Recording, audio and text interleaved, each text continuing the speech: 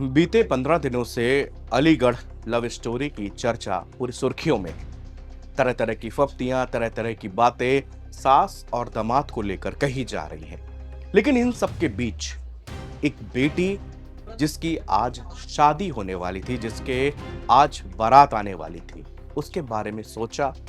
आज मैं उस बेटी का एक खत आपके सामने पढ़ने जा रहा हूं। आपको भी संजीदगी से इसको सुनना चाहिए और समझना चाहिए, और एक बार कि इस लव स्टोरी में तमाम सारे जो बातें अब तक कही जा रही हैं, सुनी जा रही हैं, इन सब के अलावा एक पक्ष और है। वो पक्ष है पिता का और एक बेटी का। ये खत आपके सामने मैं पेश कर रहा हूं। मेरा नाम है विनीत त्रिपाठी। आज 16 अप्रैल है। ये मेरी नसीब की सबसे खूबसूरत तारीख थी, मगर आज ये तारीख आज मेरी हिम्मत तोड़ रही है। जिस तारीख का मैं बेसब्री से इंतजार कर रही थी, वो तारीख मेरी सबसे बड़ी कमजोरी बनती जा रही है। मैं एक घर के कोने में मुस्कुराते हुए सिर्फ एक ही बात सोच रही हूं कि मेरे साथ ही ऐसा होना था। आज ही मेरे घर में बारात आने वाली थी। राहुल बहुत अच्छा लड़का था। क्या क्या हमने सपने सजाए थे। जी हाँ, वही सपने जो एक लड़की संजो सकती है, जो संजोती है। आज गांव, शहर, देश के लोग गूगल में सास दामाद की लव स्टोरी खोज रहे हैं, हंस रहे हैं, बहुत तरह की बातें भी कर रहे हैं। चलो इसी बहाने कोई हंस तो रहा है, मगर कोई भी मेरी बात नहीं कर रहा। खैर, मुझे इस बात से कोई फर्क भी नहीं पड़ रहा। मुझे मां पर गुस्सा भी आ रहा है और अफसोस भी। क्या मोहब्बत ऐसी भी होती है? किस्से कहानियों में, फिल्मों में मोहब्बत खूब देखी, मगर ऐसी नहीं देखी। क्या किसी की मां ऐसा कर सकती है? ऐसा तो कभी फिल्मों में भी नहीं हुआ। आपने मुझे जन्म दिया मां। पापा से ज्यादा आप मेरी शादी को लेकर खुश थी। आपने कहा था कि इस जोड़े में मेरी बिटिया बिल्कुल परी लगेगी। आपने शादी की खरीदारी भी आपने ही करवाई थी। पिताजी तो जी तोड़ मेहनत करके बस पैसे कमा रहे थे। वो अपनी बिटिया की शादी किसी शहजादी की तरह कराना चाहते थे, लेकिन आपने मां रिश्तों का गला घोट दिया। सुना था मोहब्बत अंधी होती है, मगर रिश्ते तो अंधे नहीं होते मां। मेरे आंसू सूख चुके हैं। घर के बाहर निकलने में डर लगता है। कैसे सामना करूं समाज का, जहां मुझे देखकर लोग पीठ घुमाकर हंसने लगते हैं। हर वक्त घर के बाहर मीडिया का जमावड़ा रहता है। किसी को भी देखकर वो सीधे माइक लगा देते हैं और पूछने लगते हैं कि अब क्या ही करें। कोई जवाब हमारे पास में बचा नहीं है जो हम दे पाए।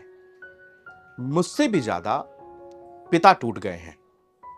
वो रोते नहीं है, वरना समाज कहेगा कि मर्द रो रहा है। कभी किसी को सिसकने की आवाज मुझे सुनाई देती है। मुझे लगता है कि ये मेरे पिता की है, मगर मुझसे छिपकर पिता पर जो बीत रही है, वो शायद मुझसे भी ज्यादा भयावह है। उनका 20 साल का रिश्ता था।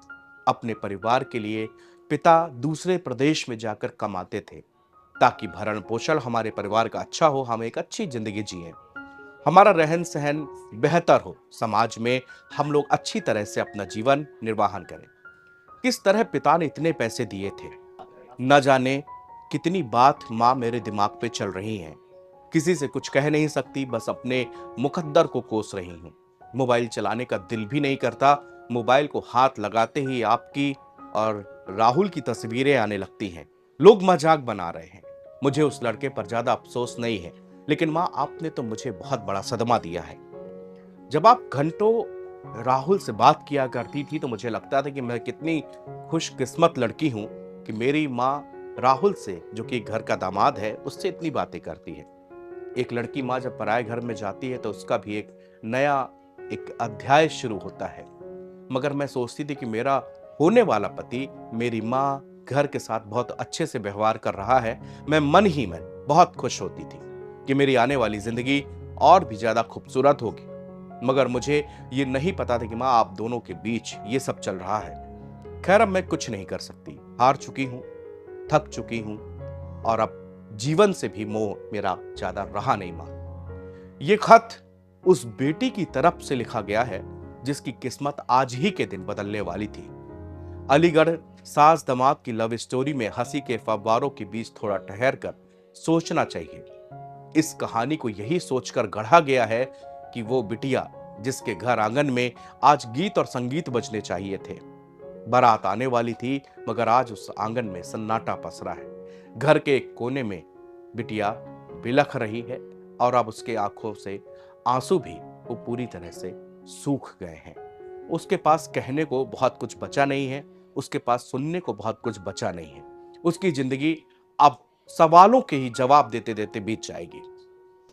सोचिए कि अगर घर से बाहर कोई व्यक्ति निकलना चाहे लेकिन वो समाज के डर से ना निकल पाए तो उसकी पीड़ा को कितनी भयंकर होगी।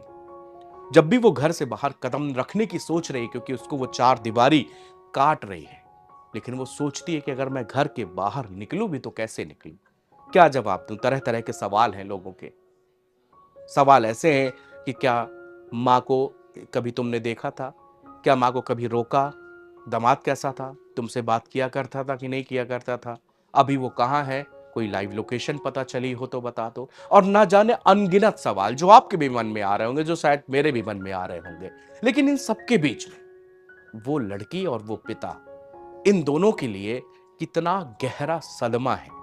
शायद ऐसा सदमा किसी के गुजरने के बाद भी ना होता हो जो सदमा आज वो लड़की और पिता झेल रहा है। थोड़ा सा पिता का दर्द भी यहां पर साझा कर लेते हैं शब्दों के जरिए। एक पिता, जब उसने एक बहुत बड़ा, जब एक पिता होता है वो सोचता है कि मेरी बेटी की शादी बहुत अच्छे घर में हो, मेरी बेटी हमेशा सुखी रहे, इसके लिए वो जी तोड़ मेहनत करता है, पैसे कमाता है, उसकी शादी बढ़िया तरीके से करना चाहता है। ये सारे पिताओं की, मैं दुनिया के अपवादों को छोड़ के दुनिया के हर पिता वो अपनी बेटी को किसी शहजादी से कम नहीं देखना चाहता। लेकिन आज उस बिटिया का क्रिमिनल कौन है? उसकी माँ, यानी कि उसकी पति ही। वो अब ये सोच रहा है कि मेरी पत्नी और मेरे बिटिया का जीवन उजाड़ दिया। वही माँ, वही पिता जिसने उसको पैदा किया, बड़ा किया और शान से उसकी शादी करने के सपने संजोए, लेकिन आज वो माथा पटक रहा है। मैं एक दिन पहले उनकी एक सुन रहा था उस शब्द, तो वो कहना चाह रहा था कि हाँ, अगर अभी भी वो मेरे सामने आएगी मेरी पत्नी तो मैं उसको एक्सेप्ट करूंगा, उसको घर रखूंगा और मैं कहूंगा कि अब सब कुछ ठीक है, सब कुछ भूल कर एक नई जिंदगी की हम शुरुआत करेंगे। लेकिन अभी तक पत्नी और दामाद होने वाला वो फरार है, उसकी कोई जानकारी नहीं मिली। लास्ट लोकेशन उत्तराखंड में ट्रैक हुई थी, लेकिन उत्तराखंड में ट्रैक होने के बाद वो फिलहाल अभी कहां है इसका कुछ भी पता नहीं चला। लेकिन दर्द उस पिता के लिए भी है और उस बेटी के लिए भी है। भले ही सोशल मीडिया पे आप तरह तरह की मीम बना रहे हो, तरह तरह की बातें कर रहे हो, औरतों को अजीब व गरीब सवाल कर रहे हो, लड़के को बोल रहे हो, लेकिन इसका जो सबसे बड़ा पीड़ित है वो उसकी बिटिया है और वो पिता जो आज घर में अकेले रहकर और ये सोच रहे हैं कि ऐसा कैसा हो गया। धन्यवाद।